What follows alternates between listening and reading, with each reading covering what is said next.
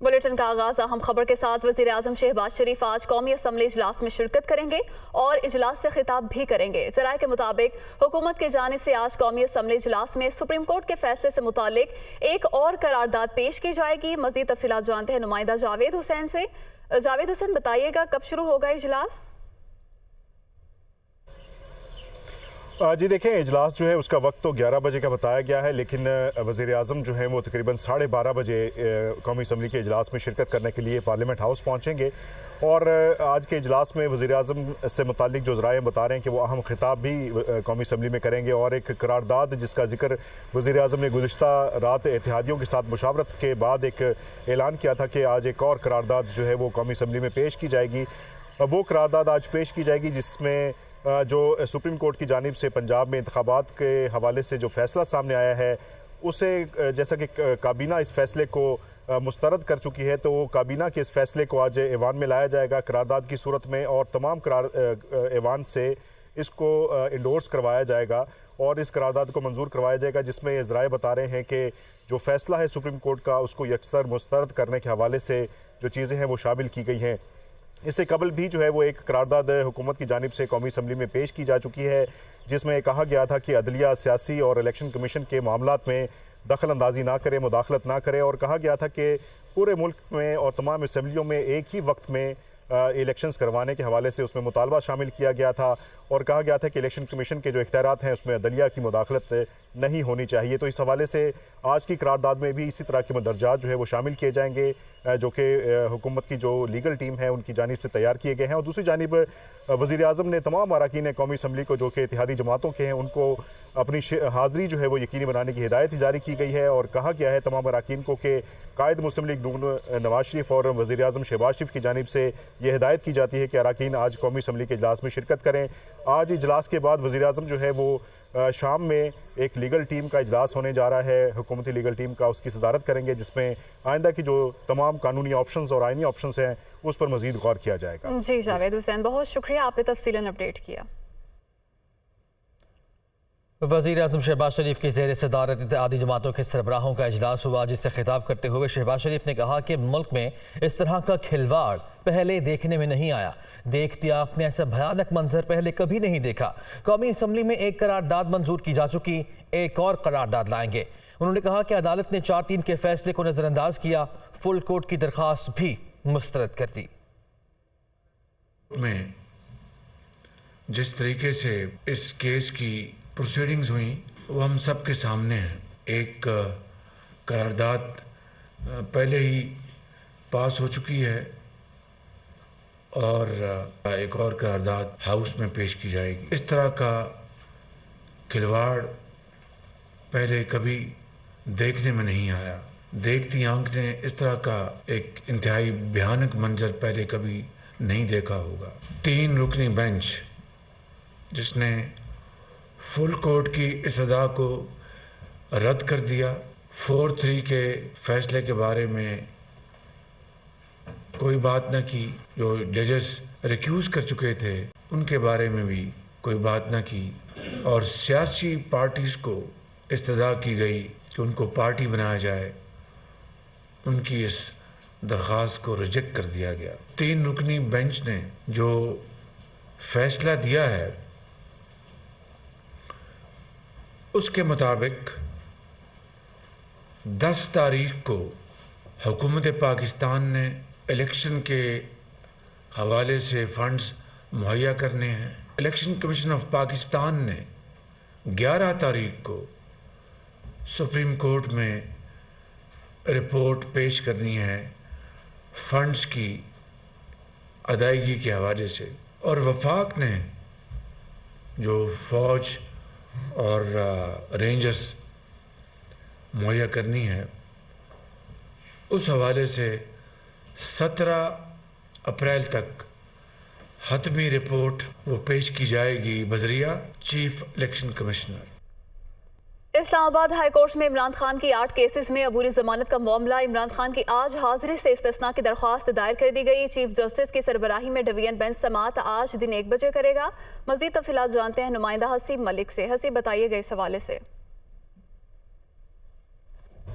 जी बिल्कुल, ये साबिक वज़ीर आज़म इमरान खान के ख़िलाफ़ मुख्तलिफ़ केसेस के अंदर अबूरी ज़मानत हासिल करने से मुतालिक आज केस की समाअत होने जा रही है। और आज इस्लामाबाद हाई कोर्ट का चीफ जस्टिस आमिर फ़ारूक पर मुश्तमिल ये 2 रुकनी बेंच है जो कि समाअत करेगा और दिन 1 बजे ये समाअत की जाएगी। साबिक वज़ीर आज़म इमरान खान के वकला की जानिब से जो बयान दिया गया है उसमें बताया गया कि आज इमरान खान अदालत में पेश नहीं हो सकेंगे और आज की हाज़िरी से इस्तिस्ना की दरख्वास्त दायर की जाएगी, जो कि अब से कुछ देर पहले इमरान खान के वकला की जानिब से हाज़िरी से इस्तिस्ना की ये दरख्वास्त दायर कर दी गई है। इमरान खान के ख़िलाफ़ इस्लामाबाद के मुख्तलिफ़ थानों के अंदर ये FIRs दर्ज हैं जिसके अंदर मुख्तलिफ़ दहशतगर्दी की दफ़ात समेत मुख्तलिफ़ दफ़ात जो हैं वो इसमें दर्ज की गई हैं, जिसके तहत ये FIR दर्ज की गई थी, जिसके अंदर थाना रमना के अंदर, थाना गोलड़ा और इसी तरह थाना बनी गाला के अंदर ये इमरान खान के ख़िलाफ़ मुख्तलिफ़ FIRs हैं, जिसके अंदर इमरान खान के वकला की जानिब से इस्लामाबाद हाई कोर्ट से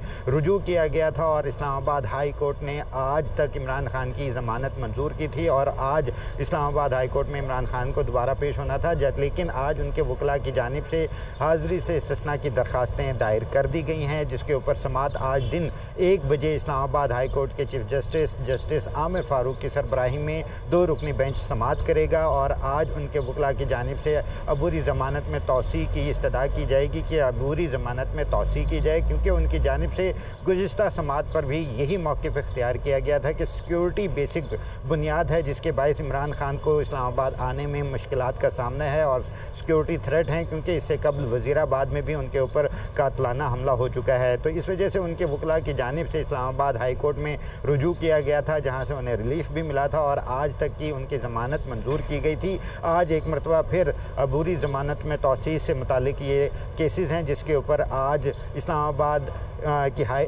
हाई कोर्ट के चीफ जस्टिस की सरबराही में 2 रुकनी ये बेंच समाअत करेगा और दिन 1 बजे समाअत का आगाज़ होगा। जी हसीब, बहुत शुक्रिया, आपने तमाम तर तफसीलात से आगाह किया।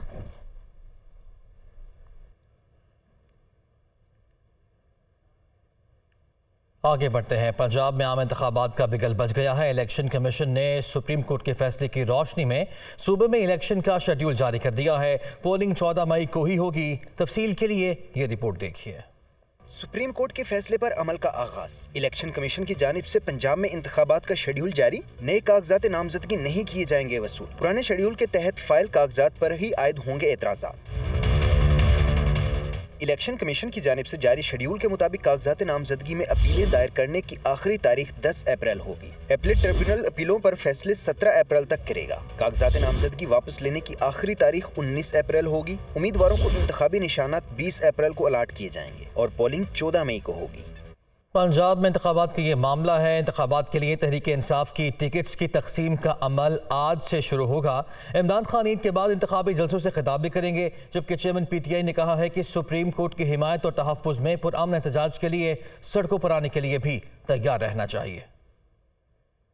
दमान पार्क में चेयरमैन तहरीक इंसाफ इमरान खान की ज़ेर सदारत पार्टी इजलास। पंजाब में आम इंतखाबात के लिए उम्मीदवारों के इंटरव्यूज का जुमेरात से आगाज करने पर इत्तफाक। इजलास में पंजाब के उम्मीदवारों के तयन का अमल 1 हफ्ते में मुकम्मल करने के अज़्म का इजहार। इजलास में कानून की बालादस्ती और आइन के तहफ़्फ़ुज़ के लिए वकला की खिदमात को खराज तहसीन पेश किया गया। आइन और अदलिया पर जलगार और इंतखाबात को इल्तवा में डालने की कोशिशों की भरपूर मुज़ाहमत करने पर भी उसूली इत्तफाक। इजलास में PTI के इंतखाबी जलसों के शेड्यूल पर तफसीली मुशावरत की गई। इमरान खान का कहना था कि पार्टी तैयारी तेज कर दें, टिकट्स की तकसीम का अमल जल्द मुकम्मल कर देंगे। दूसरी जानिब इमरान खान का कारकुनान के साथ इफ्तारी का सिलसिला भी जारी है। इमरान खान ने मंडी बहाउद्दीन, ननकाना, सरगोदा, गुजरात और लाहौर के कारकुनों के साथ इफ्तार किया। इस मौका पर गुफ्तगू करते हुए इमरान खान ने कहा कि मैं जुमेरात से टिकटें तकसीम करना शुरू करूंगा। पार्टी के सेक्रेटरी जनरल असद उमर ने इजलास के बाद मीडिया को बताया कि इमरान खान ईद उल फितर के बाद इंतखाबी जलसों का आगाज करेंगे। असद उमर का कहना था कि PDM आइन से बगावत की बात कर रही है। इमरान खान के खौफ से ये इस मुकाम पर पहुंच गए कि आइन भी तोड़ डालेंगे। इससे पहले इमरान खान ने अपने ट्वीट में कहा कि हमें आइन को बरकरार रखने वाली सुप्रीम कोर्ट की हिमायत और तहफ़्फ़ुज़ में पुरअमन एहतजाज के लिए सड़कों पर आने के लिए तैयार रहना चाहिए।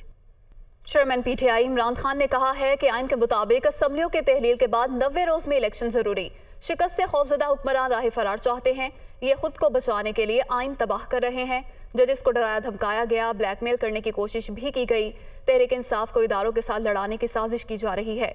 वो यौम तशक्कुर पर वीडियो लिंक खिताब कर रहे थे।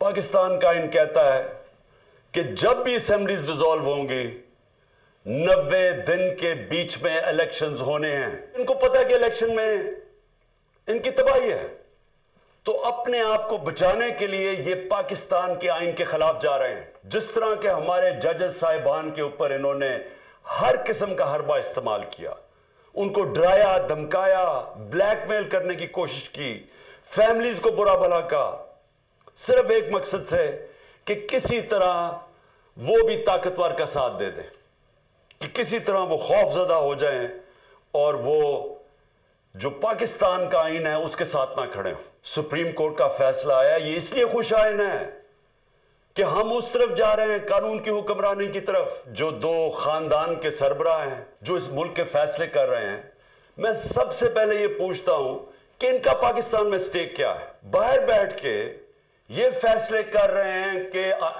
सुप्रीम कोर्ट का कौन सा फैसला ये मानेंगे और कौन सा नहीं मानेंगे। उन बच्चे फिटे हुए अपने वो बच्चों को यहां बैठाया हुआ है, वो जो जिस तरह की स्टेटमेंट्स दे रहे हैं, एक कहते हैं जी मार्शल लॉ लग जाएगा। जिस नाने के ऊपर सियासत कर रहा है वो मार्शल लॉ की वजह से तो उसको फांसी हुई है। सुप्रीम कोर्ट की तकसीम कर रहे हैं, कोशिश कर रहे हैं कि सुप्रीम कोर्ट के अंदर दरार पड़ जाए ताकि इनको फायदा हो जाए। हम दुआ करते हैं अल्लाह से कि हमारा सुप्रीम कोर्ट मुल्क के भले के लिए ये इकट्ठा रहेगा और ये आइन के ऊपर खड़ा रहेगा। और इनका दूसरी क्या कोशिश है कि जो मुल्क की सबसे बड़ी जमात है उसके बीच में और पाकिस्तान के इदारे के बीच में फासले बढ़ाए जाएं।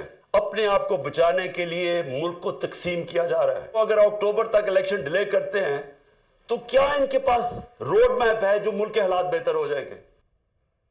अभी आपको आगाह करते हैं, इंसदाद दहशतगर्दी अदालत लाहौर में जमान पाक पुलिस तशद्दुद और जलाओ घिराव का मुकदमा है। तहरीक इंसाफ के रहनुमा हमाद अजहर और फवाद चौधरी को बुरी जमानत का तहरीरी हुक्म जारी किया गया है। दोनों मुलजिमान 1-1 लाख रुपए के जमानती मचल के जमा कराएं। तहरीरी हुक्म जारी किया गया है जिसमें यह भी कहा गया कि तफ्तीशी अफसर 13 अप्रैल को रिकॉर्ड अदालत में पेश करे। तफसीला जानते हैं, हमारे नुमाइंदे मोहम्मद अशफाक हमारे साथ मौजूद है। अशफाक, आगाह कीजिए। जी बिल्कुल, लाहौर की इंसदाद दहशतगर्दी की खसूसी अदालत ने जमान पार्क में पुलिस तशद्दुद और जलाओ घिराव के मुकदमे में फवाद चौधरी और हमाद अजहर की अबूरी जमानतों का तहरीरी हुक्म जारी कर दिया है। और इस हवाले से अदालत ने तहरीरी हुक्म में ये कहा कि फवाद चौधरी और हमाद अजहर 1-1 लाख रुपए के जमानती मुचलके जमा करवाएं। और इस हवाले से अदालत ने फवाद चौधरी और हमाद अजहर की अबूरी जमानत 13 अप्रैल तक मंजूर करते हुए आइंदा समात पर तफ्तीशी अफसर को तफ्तीश से मुतल्लिक की गई रिपोर्ट अदालत में जमा करवाने के अहकाम जारी कर दिए। अदालत ने तहरीरी हुक्म में ये लिखा कि दरख्वास्त गुजार फवाद चौधरी और हमाद अजहर की अबूरी जमानत के 2 बार अदम पैरवी की बुनियाद पर खारिज हो चुकी हैं। मुल्जिम के वकला ने इस बात को तस्लीम किया है कि फवाद चौधरी सुप्रीम कोर्ट में मसरूफ होने के बायस पेश न हो सके।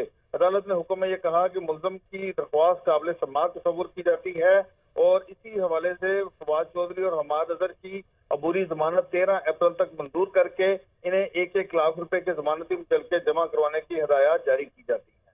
शुक्रिया अशफाक आपका।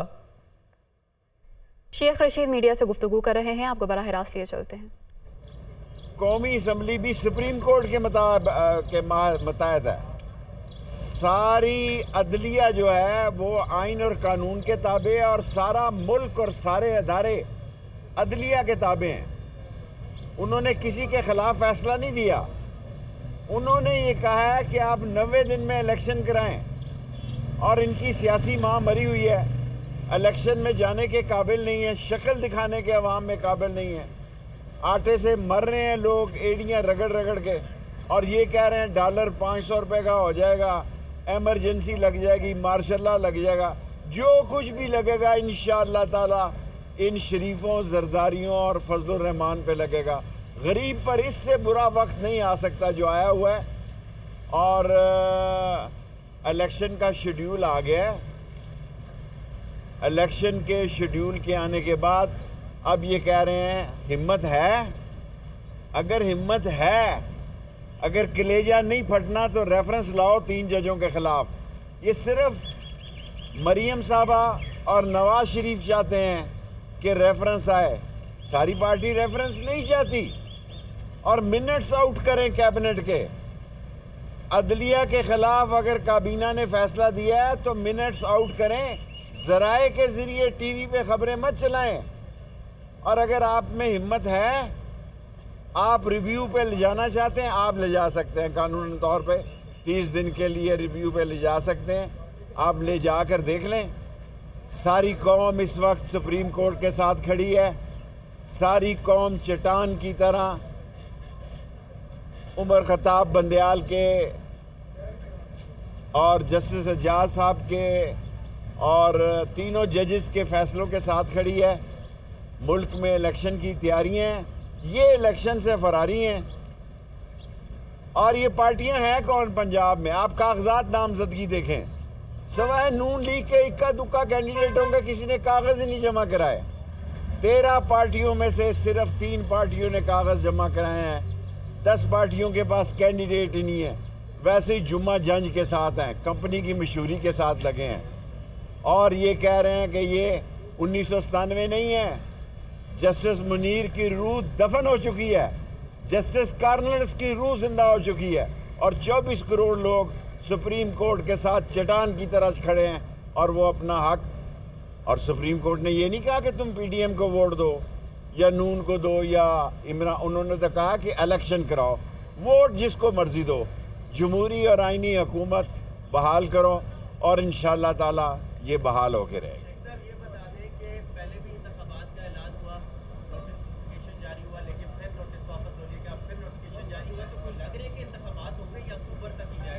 देखें, इमरान खान ने तो ये कल कहा कि ये कोई बेहतरी इनके पास आई, ये और जलील हो जाएंगे। 1 साल के अंदर इन्होंने इतनी हमाकतें की हैं कि इमरान खान ज़मीन से मकबूलियत के आसमान पे चला गया।